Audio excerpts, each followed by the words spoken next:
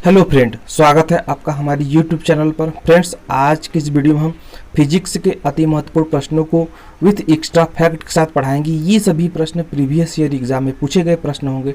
तो चलिए आज की क्लास को शुरू करते हैं। तो यहाँ पर पहला क्वेश्चन है, भार की SI इकाई क्या है? तो ये होता है न्यूटन, जो कि right answer option number B सही हो जाएगा। तो आगे देखते हैं इस क्वेश्चन में एक्स्ट्रा फैक्ट। तो यहाँ पर है, SI पद्धति में भार वेट का मात्रक न्यूटन होता है। अन्य भौतिक राशियों के SI मात्रक निम्नलिखित हैं। यहाँ पर दिया है भौतिक राशि, SI मात्रक और प्रतीक। लंबाई का SI मात्रक मीटर और इसका प्रतीक m होता है। द्रव्यमान का SI मात्रक किलोग्राम और इसका प्रतीक होता है kg। और समय का SI मात्रक सेकेंड और प्रतीक यहाँ पर s। और विद्युत धारा का SI मात्रक एम्पियर और इसका प्रतीक होता है कैपिटल A। और ताप का SI मात्रक होता है केल्विन और इसका प्रतीक होता है कैपिटल K। और ज्योति तीव्रता का SI मात्रक होता है कैंडेला और इसका प्रतीक है CD। और पदार्थ की मात्रा का मात्रक होता है मोल और इसका प्रतीक है MOL। आगे देखते हैं नेक्स्ट क्वेश्चन। तो नेक्स्ट क्वेश्चन दूसरा नंबर है, बल फोर्स की SI यूनिट क्या है? तो ये होता है न्यूटन, जो कि right answer option number B सही हो जाएगा।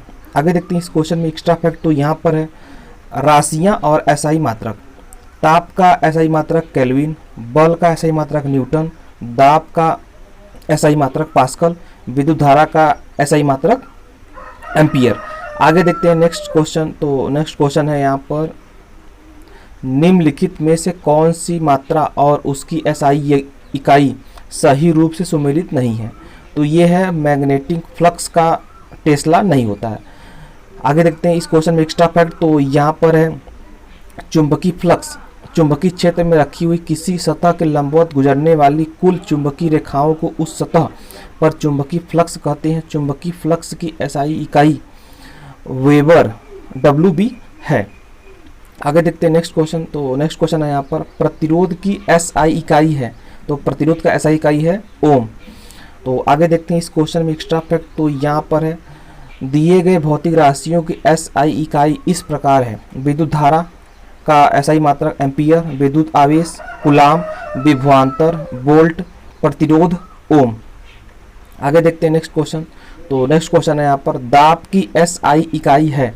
तो दाब का SI इकाई होता है पास्कल, जो कि right answer option number A सही हो जाएगा। आगे देखते हैं नेक्स्ट इस क्वेश्चन में एक्स्ट्रा फैक्ट। तो यहाँ पर है, किसी सतह के एकांक क्षेत्रफल पर लगने वाले बल को दाब प्रेशर कहते हैं। दाब बराबर होता है तल के लंबवत बल बटे तल का क्षेत्रफल। आगे देखते हैं, दाब का मात्रक बराबर होता है बल का मात्रक बटे क्षेत्रफल का मात्रक। बल का मात्रक न्यूटन होता है और क्षेत्रफल का मात्रक वर्ग मीटर होता है। तो इस तरीके से बल का मात्रक क्या हो जाएगा, न्यूटन प्रति मीटर स्क्वायर। आगे देखते हैं, तो यहाँ पर है, न्यूटन प्रति मीटर स्क्वायर को पास्कल भी कहते हैं। दाब एक अदिश राशि है। आगे देखते हैं इस नेक्स्ट क्वेश्चन। तो यहाँ पर है, वह उपकरण है जिसका उपयोग मोटर गाड़ियों में दूरी मापने के लिए किया जाता है। तो ये है ऑडोमीटर। तो इस क्वेश्चन का right answer option number B सही हो जाएगा। तो आगे देखते हैं इस क्वेश्चन में एक्स्ट्रा फैक्ट। तो यहाँ पर है, यंत्र और उपयोग। स्पीडोमीटर का उपयोग होता है वाहनों की गति मापने के लिए, ऑडोमीटर का होता है वाहनों से दूरी मापने के लिए, और टैकोमीटर का उपयोग होता है वायुयान या मीटर नाव की गति मापने के लिए।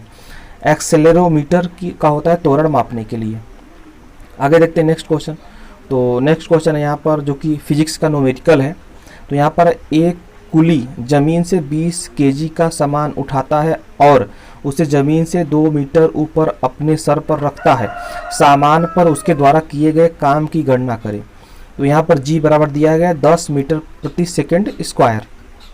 तो यहाँ पर इस न्यूमेरिकल कैसे सॉल्व करेंगे? तो यहाँ पर द्रव्यमान m बराबर कितना दिया गया 20 kg और G बराबर दिया गया 10 मीटर प्रति सेकेंड स्क्वायर और ऊंचाई दिया गया है 2 मीटर। तो यहाँ पर भार बराबर होता है mgh। तो m का मान यहाँ पर दिया गया 20 kg और G का मान दिया गया 10 और ऊंचाई दिया गया है 2 मीटर। तो इसको आपस में मल्टीप्लाई करेंगे तो हमारा W बराबर आ जाएगा 400 जूल, जो कि right answer option number C सही हो जाएगा। यानी कि काम जो वर्क होगा वो कितना हो जाएगा 400 जूल।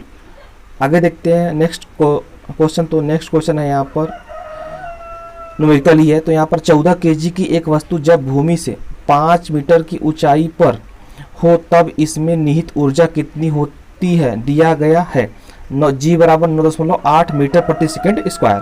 तो इस तरीके को न्यूमेरिकल को लगाने के लिए सबसे पहले यहाँ पर क्या दिया गया, वस्तु का द्रव्यमान m बराबर 14 केजी और वस्तु की पृथ्वी से ऊंचाई h बराबर कितना दिया है 5 मीटर और स्थितिज ऊर्जा यहाँ पर पूछा गया है यानी पोटेंशियल एनर्जी। तो पोटेंशियल एनर्जी बराबर होता है mgh। m का मान कितना है 14 केजी और g का मान दिया है 9.8 और h का यानी ऊंचाई कितना दिया है 5 मीटर। तो इसको आपस में मल्टीप्लाई करेंगे तो कितना होगा 686 जूल। अतः वस्तु की स्थिति ऊर्जा 686 जूल है, जो कि right answer option number C सही हो जाएगा। आगे देखते हैं नेक्स्ट क्वेश्चन। तो नेक्स्ट क्वेश्चन है यहाँ पर, ये भी न्यूमेरिकल ही है। तो यहाँ पर है, यदि किसी वस्तु का भार 200 न्यूटन है तो इसका द्रव्यमान ज्ञात करें। तो जी बराबर 10 मीटर प्रति सेकंड स्क्वायर दिया गया है।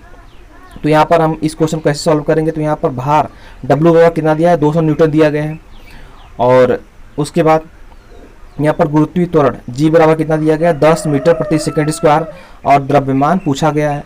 तो यहाँ पर सूत्र W बराबर होता है mg। तो यहाँ पर W का मान 200 दिया गया है और m का जो मान है द्रव्यमान वो पूछा गया है और g का मान 10 दिया गया है। तो m बराबर जब लिखेंगे तो 200 बट्टे कितना होगा 10। जब इसको काट देंगे तो क्या आ जाएगा 20 kg, जो कि right answer option number D सही हो जाएगा। आगे देखते हैं नेक्स्ट। तो ये भी न्यूमेरिकल ही है। तो यहाँ पर है, यदि एक ट्रॉली विरामावस्था से 2 मीटर प्रति सेकंड स्क्वायर के त्वरण से गतिमान होती है तो 4 सेकंड बाद उसका वेग होगा। तो यहाँ पर सबसे पहले क्या क्या दिया गया है, त्वरण a बराबर 2 मीटर प्रति सेकंड स्क्वायर दिया गया है और समय t बराबर 4 सेकंड दिया गया है और अंतिम वेग भी पूछा गया है। क्योंकि 4 सेकंड बाद पूछा गया है तो अंतिम वेग भी बराबर पूछा गया है और प्रारंभिक वेग हम क्या मान लेंगे u बराबर 0। तो यहाँ पर गति का जो समीकरण होता है वो यह है v बराबर u प्लस at।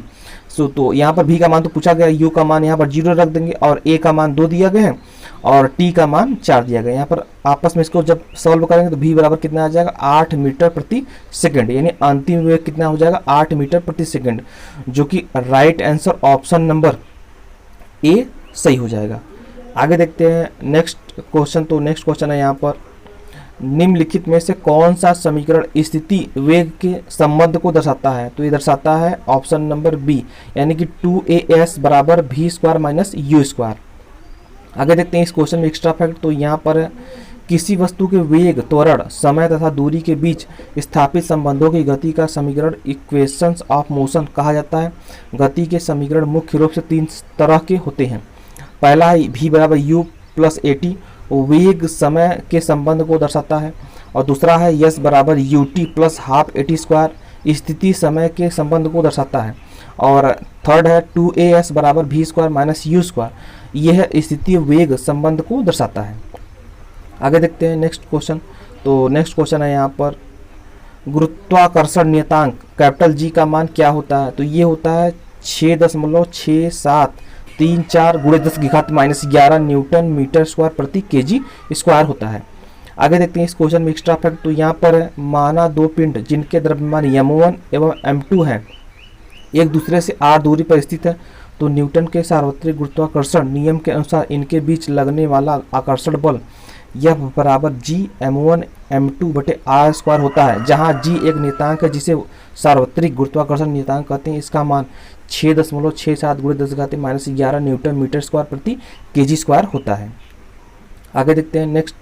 तो नेक्स्ट क्वेश्चन है यहाँ पर, एक ध्वनि तरंग के तरंग दैर्ध्य की गणना करें जिसमें आवृत्ति 200 हर्ट्ज है और किसी दिए गए माध्यम में उसकी गति 400 मीटर प्रति सेकंड है।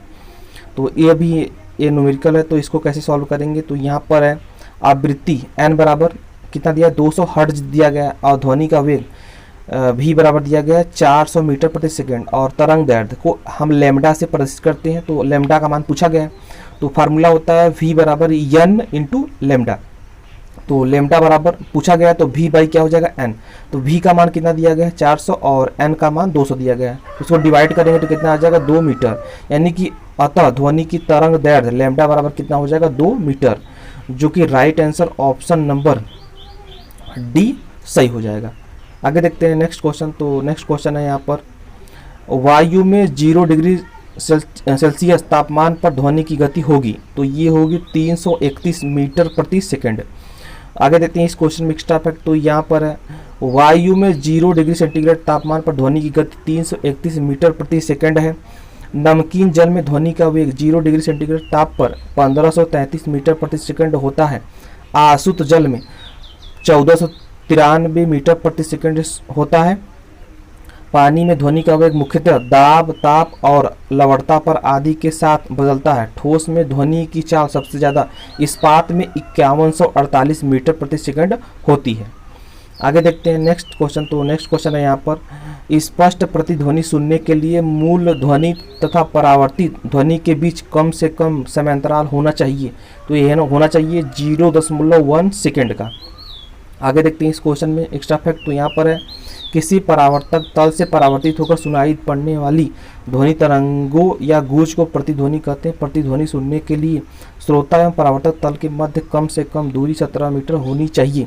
अतः स्पष्ट है, ध्वनि गूंज सुनने हेतु मूल ध्वनि और प्रतिध्वनि के बीच का समय अंतराल कम से कम 0.1 सेकेंड होना चाहिए। आगे देखते हैं नेक्स्ट क्वेश्चन। तो यहाँ पर प्रकाश सबसे अधिक गति से किस में यात्रा करता है, तो ये करता है निर्वात में। आगे देखते हैं इस क्वेश्चन में एक्स्ट्रा फैक्ट। तो यहाँ पर है, प्रकाश एक प्रकार की ऊर्जा है जो विद्युत चुंबकीय तरंगों के रूप में संचरित होती है। प्रकाश के वेग की गणना सर्वप्रथम रोमर ने की थी। आगे देखते हैं, प्रकाश की सबसे अधिक गति निर्वात में होती है तथा किसी माध्यम में प्रकाश की चाल माध्यम के अपवर्तनांक पर निर्भर करती है। जिस माध्यम का अपवर्तनांक जितना अधिक होता है उसमें प्रकाश की चाल उतनी ही कम होती है। आगे देखते हैं, तो यहाँ पर विभिन्न माध्यमों में प्रकाश की चाल, माध्यम प्रकाश की चाल मीटर प्रति सेकंड में। तो निर्वात में होता है 3 × 10⁸, कांच में होता है 2 × 10⁸, तारपीन तेल में होता है 2.04 × 10⁸, और जल में होता है 2.25 × 10⁸।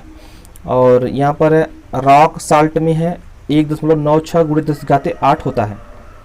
आगे देखते हैं नेक्स्ट। तो ये भी न्यूमेरिकल ही है। तो यहाँ पर है, अवतल दर्पण के वक्रता त्रिज्या 30 सेंटीमीटर है। कार्टेशियन साइन कन्वेंशन के अनुसार इसकी फोकस लंबाई को किस तरह व्यक्त किया जाता है, तो इसको इस न्यूमेरिकल को लगाने के लिए सबसे पहले यहाँ पर देखते हैं, किसी भी गोली दर्पण की फोकस लंबाई जिसे एफ से प्रदर्शित करते हैं, इस गोली दर्पण की वक्रता त्रिज्या आर की आधी होती है। उत्तल दर्पण कॉन्वेक्स मिरर की फोकस लंबाई सदैव धनात्मक, अवतल दर्पण कॉन्केव मिरर की फोकस लंबाई सदैव ऋणात्मक होती है। तो आगे देखते हैं, यहाँ पर है, यहाँ पर अवतल दर्पण के लिए वक्रता त्रिज्या r बराबर 30 मीटर, तो यहाँ पर r बराबर 30 सेंटीमीटर दिया गया है। और यहाँ पर अतः अवतल दर्पण की फोकस लंबाई बराबर क्या होगा, f बराबर 30/2। तो 2 से हम 30 को काट देंगे तो कितना आ जाएगा, f बराबर -15 सेंटीमीटर। तो इस क्वेश्चन का जो राइट आंसर हो जाएगा वो ऑप्शन नंबर ये सही हो जाएगा, -15 सेंटीमीटर। तो आज की वीडियो में इतने ही प्रश्न थे। आई होप कि आपको वीडियो पसंद आया होगा। वीडियो पसंद आया तो वीडियो को लाइक करें, हमारे चैनल को सब्सक्राइब करें और वीडियो को शेयर जरूर करें। Thanks for watching video.